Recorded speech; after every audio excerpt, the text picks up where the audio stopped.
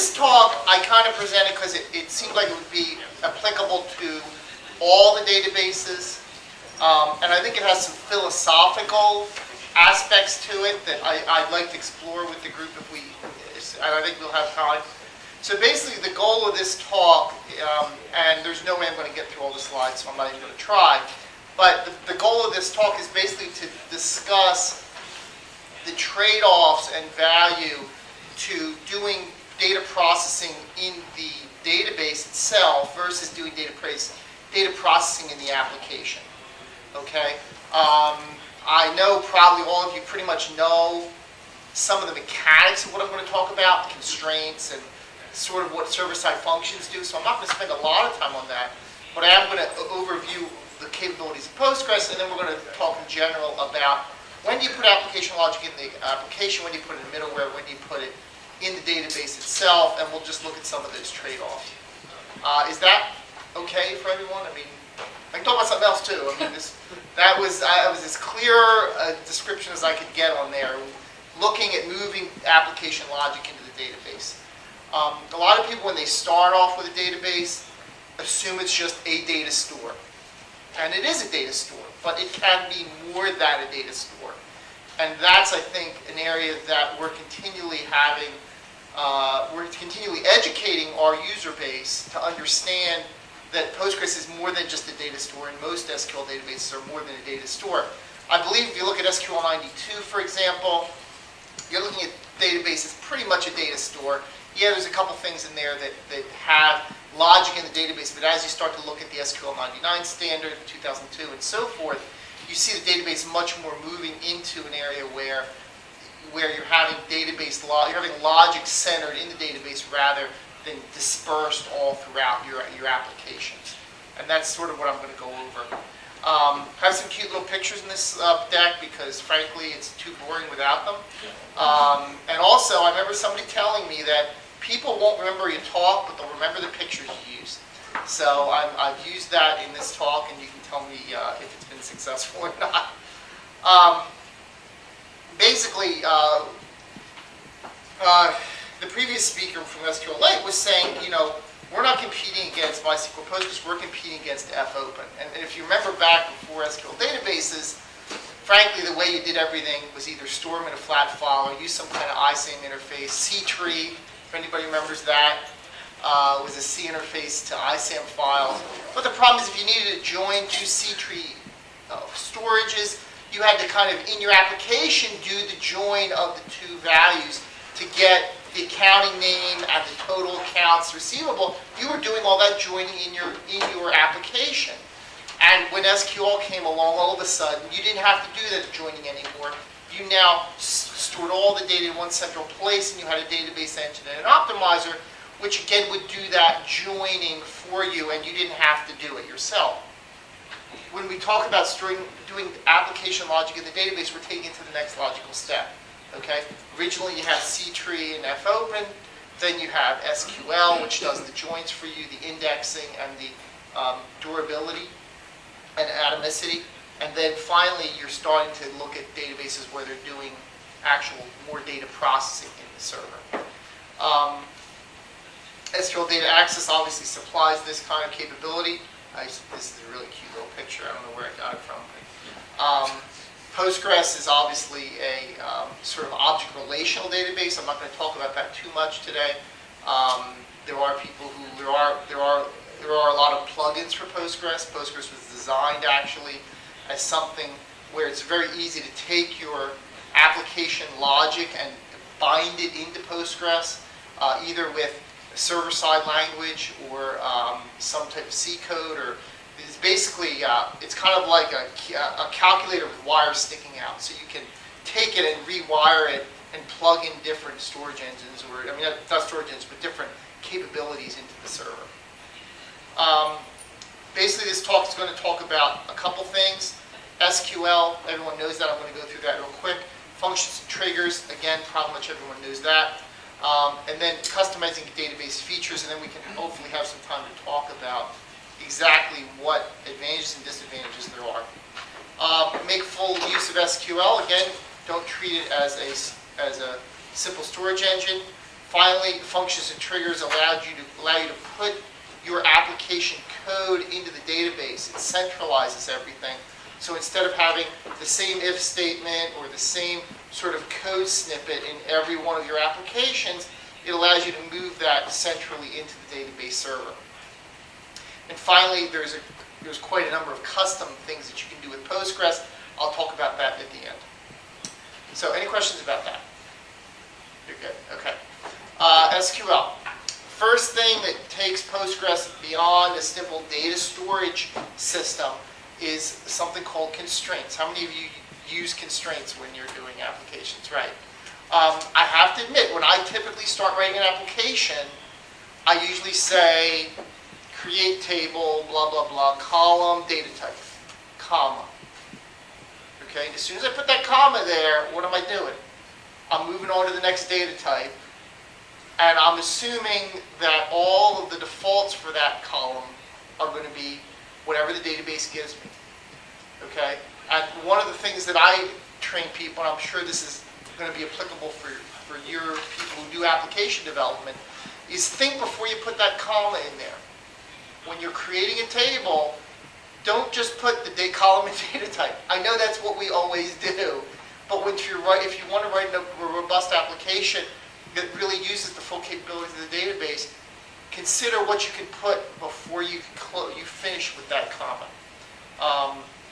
Those are typically called constraints, and they're specific modifications you can make to that column so it behaves better for your application. What do I mean? Well, uniqueness test. Let's suppose that you have a column and you want it to be unique. Well, in the old days with C-tree, what you kind of have to do is either you try and insert or wait till it failed, or you look it up and you see if it's there and it isn't there, you kind of add it, but there's all these race conditions and so forth. So this is the way you kind of do the query. You look, you say, is the value there, and you check, and then if it isn't, then you basically add it or update it. With a unique constraint, you just put the word unique after the column, and Postgres will guarantee that that column is unique. If you end up inserting a duplicate value, you'll get an error right away. So you can see the unique keyword right there. Preventing nulls. If you don't want null in a column, you don't have to check for it in the application. You can basically add a not null clause when you create the column, and therefore nulls will not be allowed in that column. There are fairly complex issues with joins of nulls, particularly subselects that return nulls. So null is not a zero-cost thing. If you don't want null in a certain column, like the name column, probably you don't want null there. That's almost a guarantee, isn't it? So if you start to look at your applications, you're going to find that there's a lot of columns that just should not have nulls there, and you want to prevent it from happening. And you can't go and look at every single application many times to make sure that every application doesn't insert a null. It does the proper test before they do the insert. The central way to do it is basically to, somebody's screaming, Somebody took candy away from the thing. Yeah, that's interesting. So yeah, it's to put the not null constraint in there. Primary key. Primary key is just a combination of unique and not null. It's just a shorthand. It's self-documenting for the column. Foreign keys. How many people use referential integrity here? Okay. Referential integrity basically allows you to link two columns together, typically from different tables. So if you have a lookup table and a detail table, you can make sure that every code used in the detail table joins to a specific primary key value. It'll prevent the primary key value from being deleted by accident. It'll make sure that invalid entries don't get added. Application programmers are terrible at this. And typically, if you're the type of administrator that I used to be, you'd have little scripts that you'd run every couple weeks, months, or whatever, and it would come and find all the crufty data you have in there and all the data that doesn't join to anything else. How many other people have to do this kind of thing? Well, if you use referential integrity, you don't have to do that, because the database guarantees that your tables remain linked together. And there's all sorts of sophisticated ways you can handle changes in the data type and so forth. This is the way you typically have to do it. You'd have to see, does the key exist? If it doesn't, whatever. This is the way you typically do it in referential integrity. You have a primary key at the top, and at the bottom you basically say references state name right here, and this references the primary key of that create table, that table up there. So it's basically linking the state code up to a lookup table, and it makes sure that they remain in sync. Here's a larger example, an employee table and a customer table. We have an employee ID and a date, and we have a part table which has a primary key.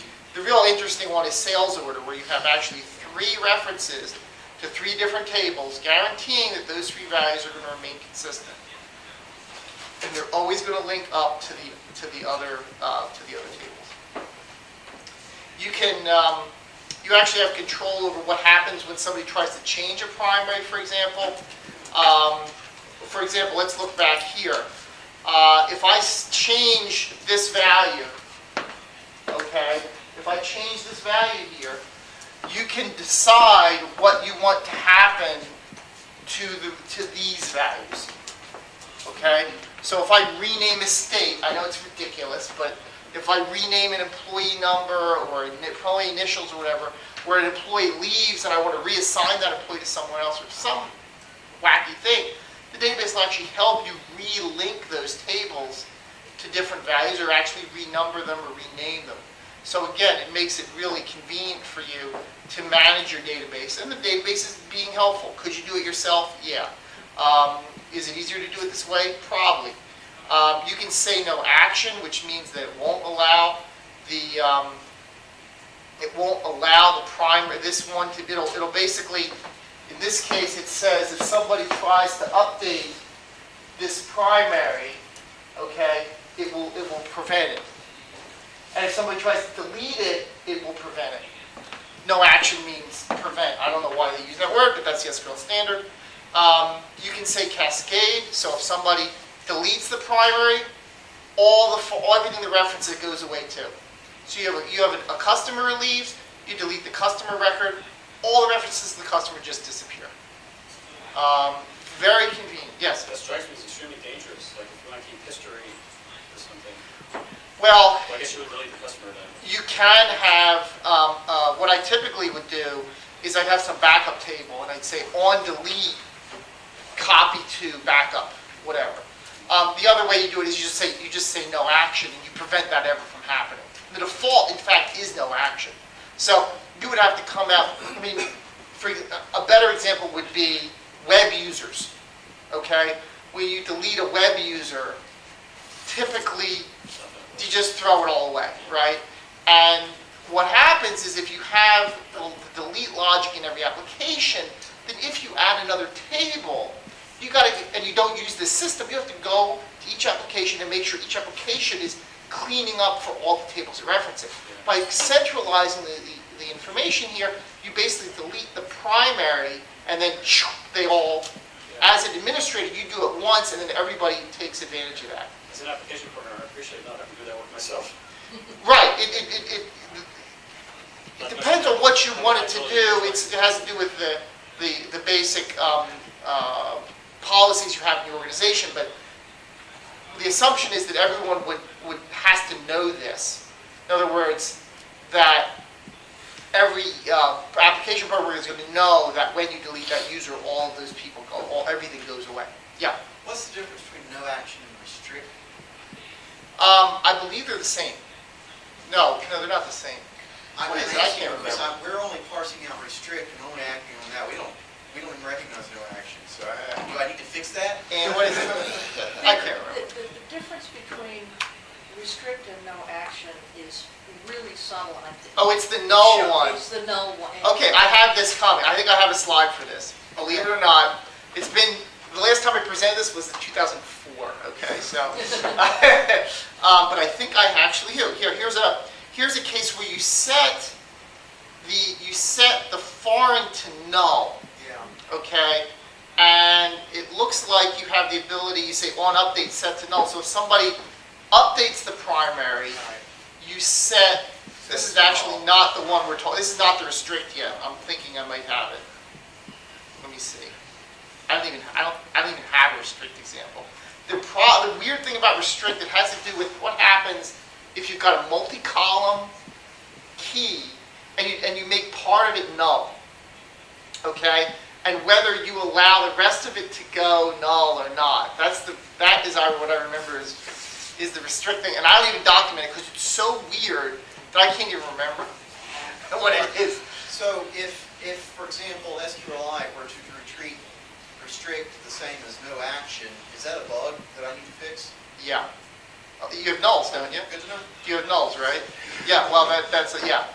Yeah, there's specific behavior. The Postgres documentation has a whole big section on it, and I've read it, and I haven't looked You at can it. understand that? I could at one point, yeah. I could remember. It's easier than reading the SQL standard on the same subject. Right. Okay. But it has to do with what happens if you set part of a multi-column key to null.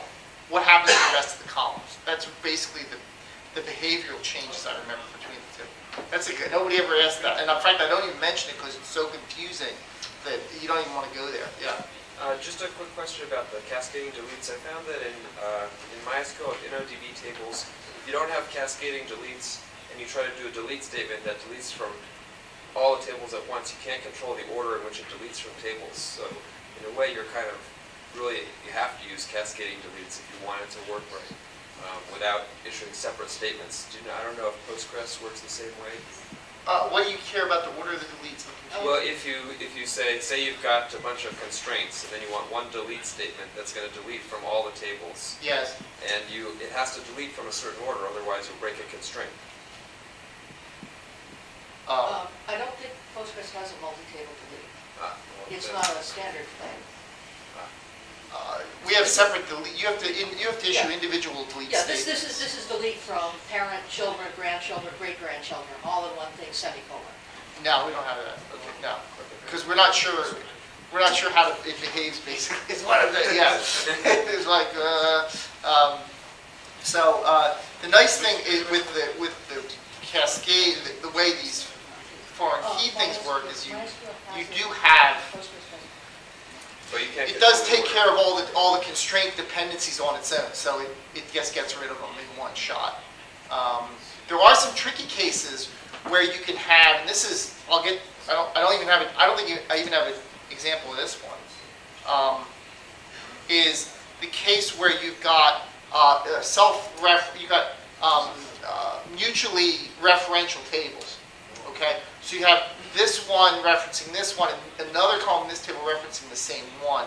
In that case, typically what you're going to do is you're going to use deferred constraints.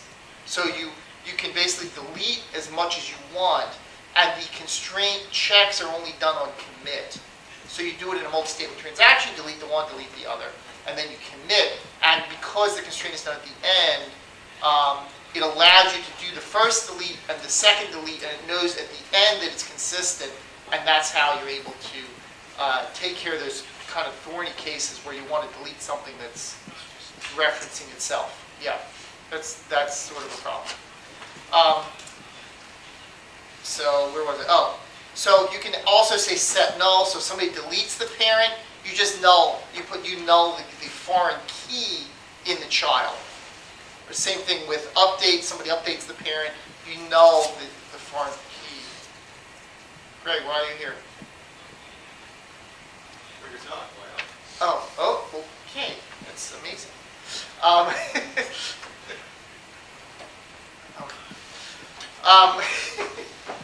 So you can also set it to default. So if you have a default clause on your column, you can basically say set it to whatever default you want. So you could have a default for the column of unknown or whatever you want, a string you want to use, and then when somebody deletes the parent or they update the parent, you set it to the default value for the column. It's kind of cool.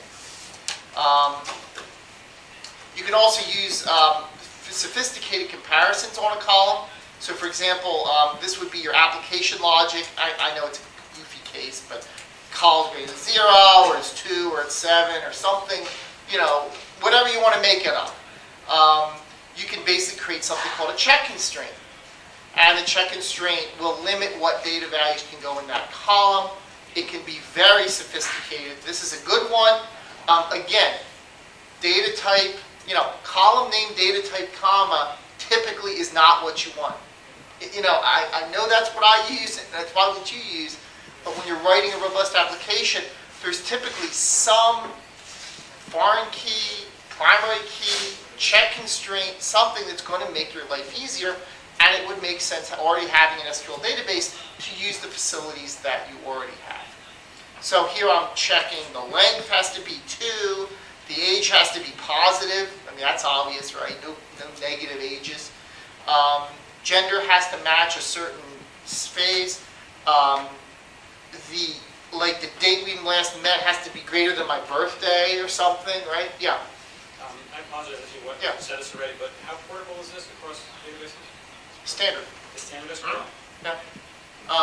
You can even do multi-column constraints. Like, see, these are all tied to the column, and at the end, I actually start with the word check, and I can do a multi-column constraint. I can use regular expressions, right? I can say matches pattern for a phone number, right? I mean, there's all this cool. Now, you can also use domains, and domains allow you to create a data type that has a check constraint, for example. I mean, I'm just pulling this idea in, but with Postgres and other SQL databases, instead of having to use the same check constraint all the time, for example, good example, you can create a phone number data type.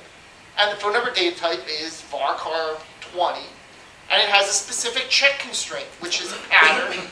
Now, in Postgres, you can use regular expressions. I think some other databases support that. You can use like or whatever pattern you want to use in your domain, and then when you define your data type, instead of putting car1, you put phone numbers. And phone number pulls in the data type and the check constraint, really well documented, right? Because it now says phone number, right? I mean, it's very clear. Very easy to do. You just say create domain and off you go. And a lot of this, frankly, we use database all the time, but a lot of these features have come in the past 5-10 years, and maybe we haven't kind of gotten used to using them, or we don't think of using them right off the bat.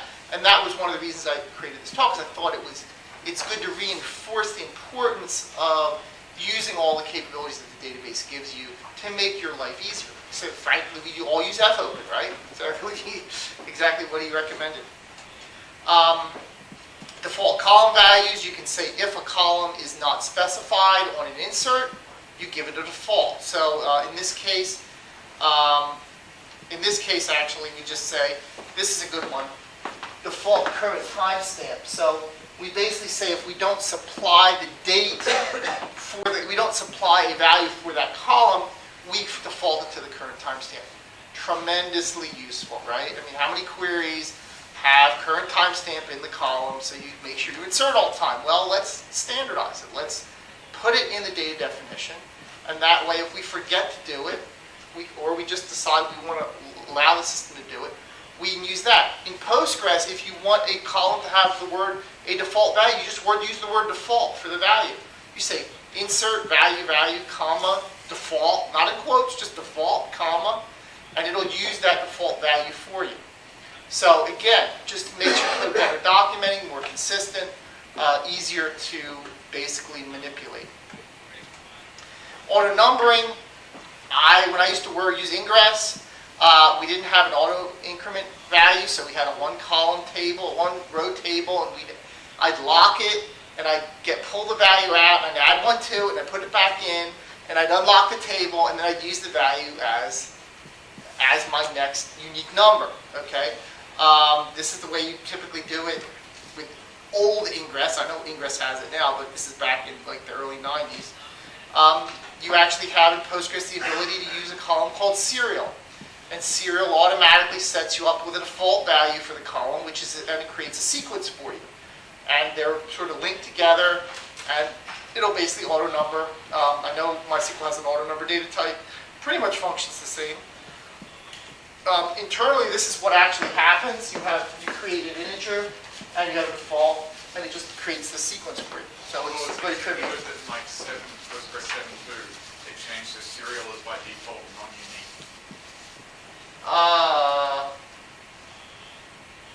I'm sorry, say this again? So by default in So Yeah, the fact is there's no specifically unique retention. clause. So it used to be that you did a column type serial would say that's also unique. It would create an index Actual letters automatically. are the same thing, but now it's non-unique. That's right. It doesn't, you'd have to Bizarre say and stupid. serial unique. I'm sorry? It's just bizarre and stupid. It broke my application. Yeah, I know. Well, I'm the one who put the unique, I'm the one who put it in there originally as unique, Yeah. automatically. And, I don't know, people just told me it was wrong, so we had to fix it, I guess. Well, you know. you're right. They're all wrong. Yeah, well, I hear you. So you typically would have to say serial unique here if you want an index on that column. Typically, the sequence number is going to be unique, but if you sort of throw data in there, you have a guarantee it's unique until you say unique on the column. So in a way, it was better documented to have the word unique, but it broke a lot of apps. You're right. There's no longer a serial number. It's just something when you don't specify something. Oh, you did them last time. Right. It's no longer a serial. The problem actually was that a lot of the other databases, auto-numbering data types, did not automatically make it unique and create an index, and we were inconsistent with them, and that's why we had to fix it in many ways. Yes. Does this go to the reason, if I remember correctly, that if you try to, in MySQL, if you want the next auto-numbering, you can either specify null or nothing. And if I remember correctly, Postgres throws an error if you throw null in. Is this part? I think you'd have to throw default at it. Right. You'd have to say default because you want the default. You can't throw a null in there. Well, you probably can, and it'll put a null in there, but that's probably not what you want, right? So I believe you have to use the word default, and I believe the SQL standard defines the word default, and that's why we went in that direction. Who are you trying to make the life easier of? An Oracle application developer, or MySQL, or who knows what? Yeah. Who are you targeting with this? We have a tendency to target the SQL standard. So if we're looking for behavior, we're going to look at the SQL standard on the assumption that all of the databases are heading in that direction. Now that might be inaccurate, but that's our hope, and it has served us well in some ways because boy, it's really coming down. Yeah, it sure is. If you look at some of the constructs we have now, okay, and we're looking at people coming from other databases, they may have their own ways of doing certain things, but we can tell them, you can also do, many of these databases have their own personal way, but they also support the SQL standard. So you can, if you want to write portable code and you want to move to Postgres, we can tell you, start using ANSI standard SQL now, okay? And then your porting to Postgres is going to be a lot easier. Plus, if you leave Postgres, it'll be easier to go to another database. So again, we're not only thinking of somebody coming to Postgres, but even the ease of somebody leaving Postgres, because now they have a fairly standard set of SQL that'll work consistently across a large number of databases. Now, some databases do more consistency than others, and so it's not perfect, but it's the best we can do. Now, if the SQL standard doesn't define it, we have a tendency to look and see what Oracle does, or Informix, or, in fact, serial came from Informix. Serial, just the word serial is what we used in Informix. So we basically have a tendency to look to what the other databases do. Is it logical? Does it make sense? A lot of the Oracle stuff, some of it makes sense, some of it doesn't make sense. Then we'll look to what other databases and then eventually pick something. For example, limit and offset we took from MySQL because we thought that was a great API for us. So again, we have a tendency to look, and if the SQL standard doesn't define it, we have a tendency to pull in. Now the SQL standard has now defined similar functionality to limit and offset, and we will support, I believe, that syntax in 8.4. So there's a case where we got both MySQL and now the SQL standard, because the SQL standard came out later. Does that make sense? Okay. Domains I mentioned already. Here is a phone domain that has a check constraint. Kind of cool. So having done that, let's look, having gone through constraints, let's just look real quickly at select. What time does my session end? Can somebody look up there? 35. Thank you. Okay, great. I'm good. So ANSI outer joins. For example, I used to do outer joins this way. Before we had outer joins, this was at the top. This was how you had to do it up here. If you look at the bottom, this is the ANSI way of doing it. You basically document it as an outer join. Oracle has some specific syntax for this. We don't support it. Other databases have some specific syntax. We don't support it. We just support the ANSI syntax. Sometimes the ANSI syntax gets kind of long, but it's a standard. We have to live with it. We looked at the Oracle syntax, and the problem was, and the Informix syntax, the problem was there were certain types of queries that were ambiguous. When you combine certain outer join configurations in some of these languages, how that outer join would perform was not deterministic. And therefore we couldn't use that syntax because it had this, there wasn't enough information in the query to define how it should behave in certain outer join cases. And therefore we only were going to use the SQL syntax because at least that was deterministic and was clear. I don't remember the details of it, but that was basically the reason that we never even considered anybody else's syntax. Right outer join, full outer join, you can do, it's a Cartesian product basically. Here's an outer join example. Aggregates, this is really, instead of doing the aggregates in your app, do them in the database, same with maximum. Group bys, I'm sure everybody knows that. Unions to bring queries together. Intersect and accept, again, these things are there to help you. Don't try doing this in your application. Limit and offset, again, came from MySQL. Made our life very easy. One of the interesting things is that we change the optimizer based on limit and offset. So if you're saying you only want one or a couple rows, we will often use a merge join, for example, that would be too expensive to run for all the rows, but we can pull back the first rows real quickly. So the limit and offset, not only does it give the user help, but it also helps the optimizer in determining how to do a query. If you do a hash join, for example, you have to hash all the values. But if you do a merge join, for example, and there's indexes that match, you can often do the query without having to do the rest of the query. So it's a great hint for us. You take the offset before the limit? You say Either way. offset 20 limit 5 as opposed to limit 5 offset 20? Doesn't matter.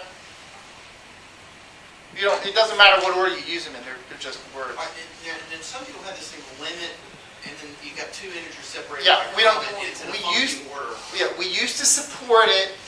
We implemented the numbers backward from the main MySQL did it, and we got rid of it So we because don't support that at all anymore. we don't support that at all anymore because we did it wrong.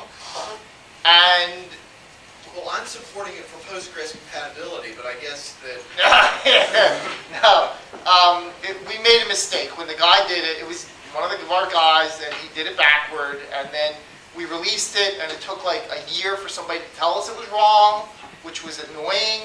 And then once we had done it backward, we couldn't like document, oh, by the way, the numbers are reversed now.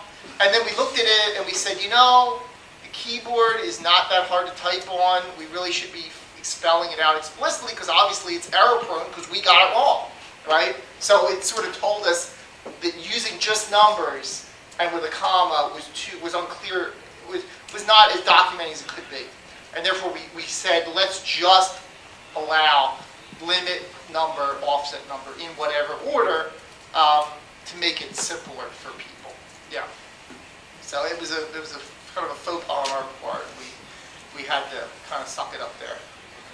Good thing is we haven't gotten a lot of complaints. So, you want to say something, Monty? MySQL supports both. You support both, right? If we had done it to match your, we would have just left it because it works, right? Yeah. But then we got it wrong, and we're like, and then we didn't want to break applications silently. That was the problem. That if we fixed it, we would silently break applications. So the easiest thing was merely to Take it out. just take it out. Unfortunately, SQLite copied Postgres syntax, which is wrong, so. Yeah. I mean, we've kind of gone enough releases since we took it out that we could probably add it back in again, but I think we're better off with the words, kind of, at this point. What version was it put in? like 7 something? Yeah, it's Because way they're, back. on the mailing list, I see enough people saying I'm updating from 7.4 or whatever. No, it would be back to like 7.1 or, Okay. yeah, it's way back. So limit offset, we have for update, which allows you to kind of lock rows as you're going. So you can do a select that will automatically lock the rows as you select from them. This avoids the problem here where this isn't locked because Postgres doesn't lock stuff. So when you're doing this, you don't know you have a lock, okay? If you do this type of case, this row is locked, and when you go to do it, this got cut off, but basically, this is going to lock the row for you. It's a way of doing row level locks, basically. Temporary tables, pretty trivial.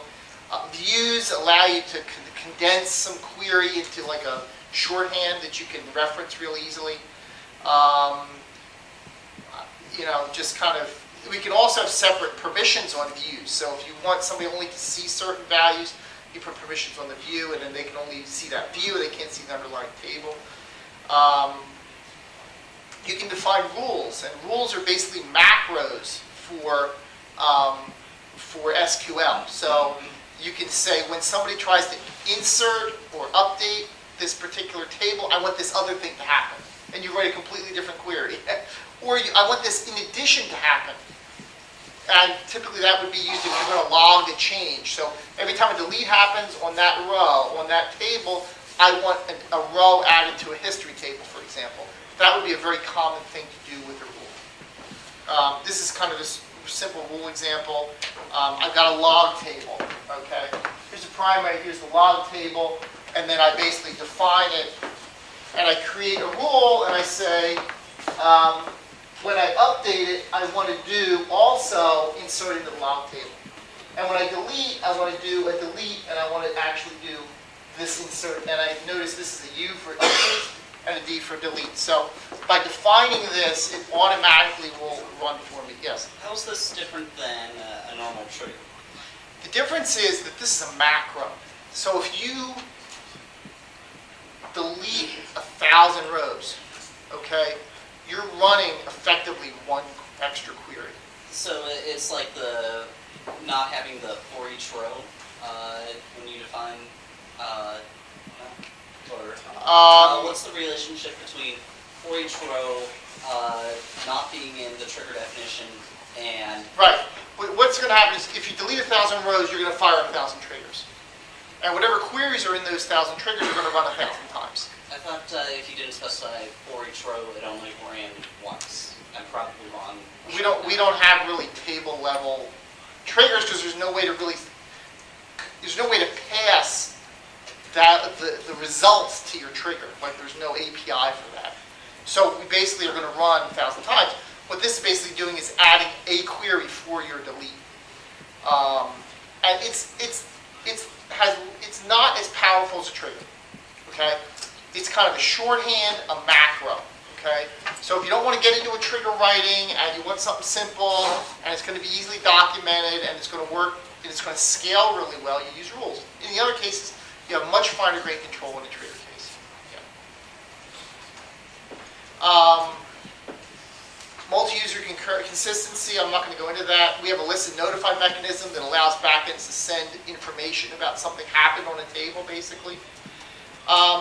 Functions and triggers, I don't know, I have 5 minutes left, amazingly. Basically, this is pretty trivial. You can create your own functions. This is a function that just adds 6% sales tax, which is Pennsylvania. And I can define that basically saying total is what I pass it times 1.06, and then I can add add the tax. Here I can centralize the logic for the tax system. Tax rate changes, I can update this particular function. Every application will get that update. More complicated example, Fahrenheit to centigrade. Again, don't have this kind of application logic spread all throughout your applications. Put in the database, call it when you need it. Shipping cost. I even have a case where you send the weight of the object and it'll figure out what the weights are. Again, if it's in every application, it's really hard to change. You put a case statement in there, and you say if it's under 2 pounds, it's this amount. If it's 2 to 4, it's this amount.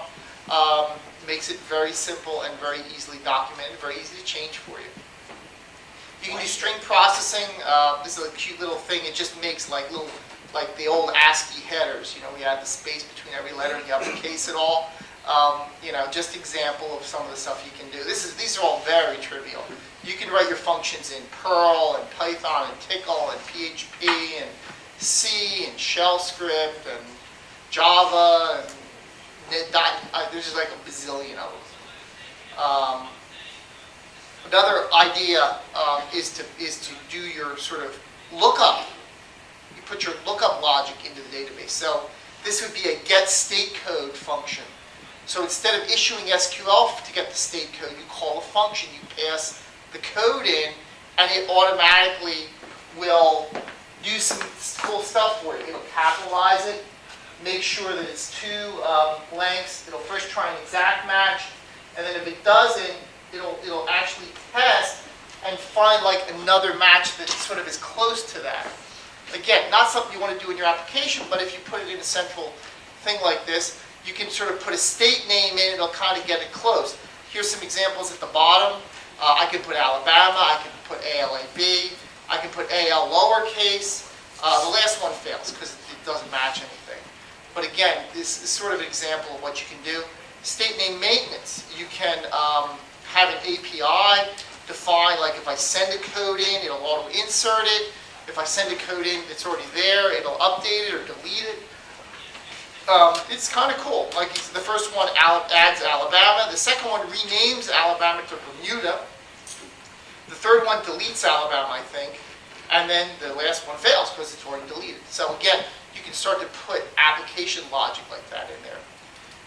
Postgres allows you to put a select inside your from clause, so you can do all sorts of weird stuff like this.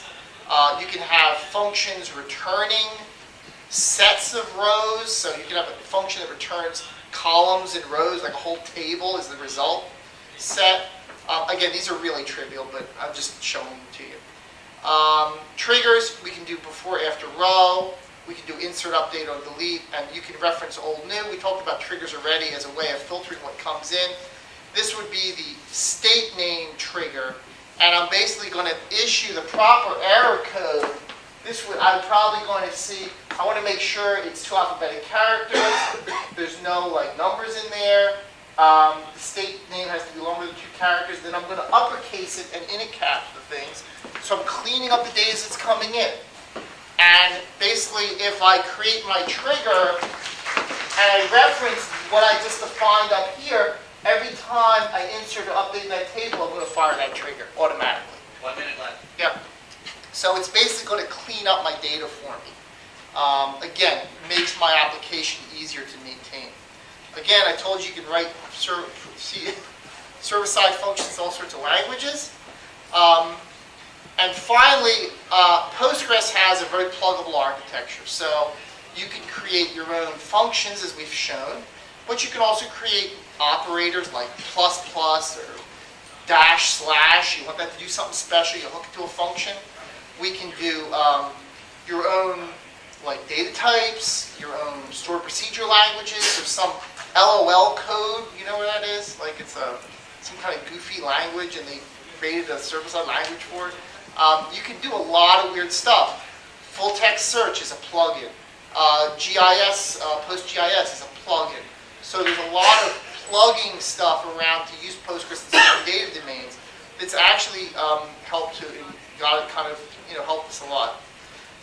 Simple what you do when you create a data type. It's not trivial, but it's easily done if you take an existing example and modify it. And we have a lot of plugins that have already been written that you can basically add into the database. A lot of them are contrib that you can just sort of plug in. Some of them are external. And I have run out of time. We kind of talked about some of the stuff as we went, which was good. I was hoping to have time to have more of a sort of roundtable discussion, but unfortunately we did run out of time. But thank you very much. Will these slides be available to the public? Yes, if you go to momjian.us, I have all my slides there, like 30 of them. Momjian.us. Momjian? Yeah. If you put in Bruce Momjian, you get it close, Google will find it. Okay. And there's, just click on presentations and it's right there. Thank you. Yep. Just comparing notes with Monty, turns out I used the MySQL order, dodged bullet. Ah, very good. Very good.